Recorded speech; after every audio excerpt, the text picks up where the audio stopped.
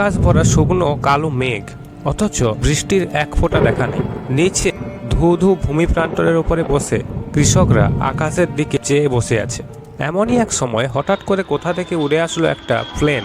কিছু একটা করলো তারা। কিছুক্ষণ পর ঝমঝম করে শুরু হলো বৃষ্টি।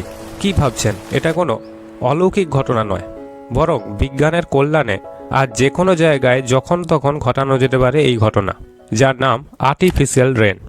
তাহলে বিজ্ঞানের এই প্রযুক্তির মাধ্যমে অনাবৃষ্টি আর খরা তো চিরকালে পৃথিবী থেকে দূরে হয়ে যাওয়ার কথা, তাই না? But not at all. কৃত্রিম বৃষ্টির এই প্রযুক্তি ভবিষ্যতে হয়ে উঠতে পারে খুবই বিপজ্জনক। আশীর্বাদ না হয়ে এটা পরিণত হতে পারে বিজ্ঞানের এক অভিশাপে। কিন্তু কেন? জানতে হলে দেখতে হবে পুরো ভিডিও।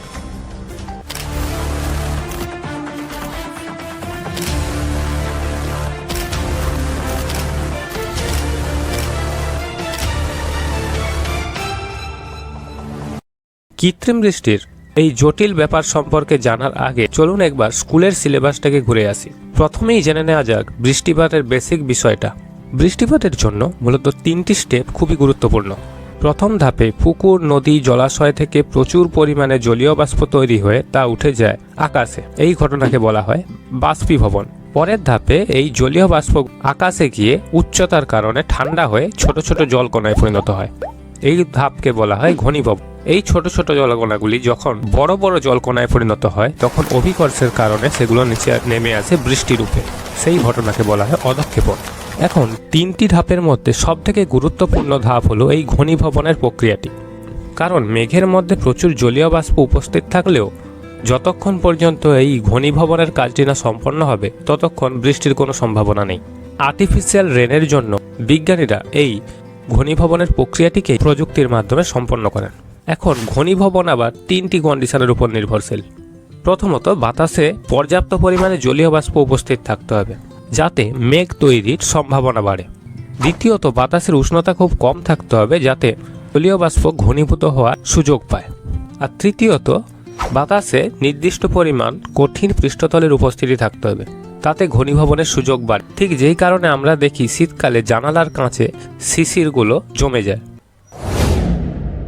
এখন যে পদ্ধতিতে বিজ্ঞানীরা কৃত্রিমভাবে বৃষ্টিপাত ঘটাতে সাহায্য করেন তাকে বলা হয় ক্লাউড সিডিং। এর জন্য ব্যবহার করা হয় বেশ কয়েকটি রাসায়নিক পদার্থ, যেমন সিলভার আয়োডাইড, কঠিন কার্বন ডাইঅক্সাইড, সোডিয়াম ক্লোরাইড বা ম্যাগনেসিয়াম ক্লোরাইড। এক্ষেত্রে বিচার করা হয় মেঘের পরিস্থিতি ও প্রকৃতি। যদি মেঘের মধ্যে ইতিমধ্যেই প্রয়োজনীয় জলীয় বাষ্প মজুদ থাকে তবে সেক্ষেত্রে প্রয়োগ করা হয় সিলভার আয়োডাইড কিংবা কঠিন কার্বন ডাইঅক্সাইড। এগুলির গঠন অনেকটাই বরফের মতো, যার ফলে মেঘের মধ্যে থাকা জলীয় বাষ্পগুলি এদের সংস্পর্শে এসে ঘনীভূত হয়ে যায়। ঠিক যেমন কোল্ড ড্রিঙ্কসের বোতলের গায়ে বাতাসের জলীয় বাষ্পগুলি এসে জলকণায় পরিণত হয়। আর দ্বিতীয় ক্ষেত্র হলো যেখানে মেঘের মধ্যে জলীয় বাষ্পের পরিমাণ কম থাকে, সেক্ষেত্রে প্রয়োগ করা হয় সোডিয়াম ক্লোরাইড, অর্থাৎ আমাদের বাড়িতে থাকা খাদ্য লবণ। লবণ হলো খুবই জলাকর্ষী পদার্থ। এটি আশেপাশে থাকা জলীয় বাষ্পকে টেনে নেয়। ঠিক যেই কারণে আমরা বাড়িতে কোনো জায়গায় লবণকে খোলা অবস্থায় ফেলে রাখলে কিছুক্ষণ পর জলে দ্রবীভূত হয়ে যেতে দেখি। এবার বলি কৃত্রিম বৃষ্টি ভবিষ্যতে এত বিপজ্জনক কেন হয়ে উঠতে পারে। প্রথমত, ক্লাউড সিডিং করার সময় যদি রাসায়নিক পদার্থগুলি নির্দিষ্ট মাত্রায় না প্রয়োগ করা হয় তাহলে অতিরিক্ত মাত্রায় বৃষ্টি হতে পারে, যার ফলে দেখা যেতে পারে বন্যা। ঠিক যে কারণে 1 বছর আগে দুবাইতেও বন্যা দেখা গিয়েছিল। তাছাড়াও সিলভার আয়োডাইড হলো খুবই বিষাক্ত একটি পদার্থ। এটি যখন বৃষ্টির মাধ্যমে নিচে নেমে আসে তখন মাটি এবং জলকে ভীষণভাবে দূষিত করতে পারে। এছাড়া মানবদেহের জন্য এটা ভীষণ রকমের ক্ষতিকারক। এই পদার্থটি আমাদের শরীরে গেলে আয়োডিজম নামে একটি রোগ হতে পারে, যার ফলে চর্মরোগ, মাথার যন্ত্রণা, শ্বাসকষ্ট কিংবা জননতন্ত্রের সমস্যা দেখা দিতে পারে। এছাড়া এর ফলে আর্জিরিয়া নামে একটি রোগ হয়, যার কারণে শরীরের চামড়া নীল হয়ে যেতে পারে। এছাড়া কার্বন ডাই অক্সাইড একটি গ্রিন হাউস গ্যাস হয়, গ্লোবাল ওয়ার্মিংয়ের সম্ভাবনা বেড়ে যেতে পারে।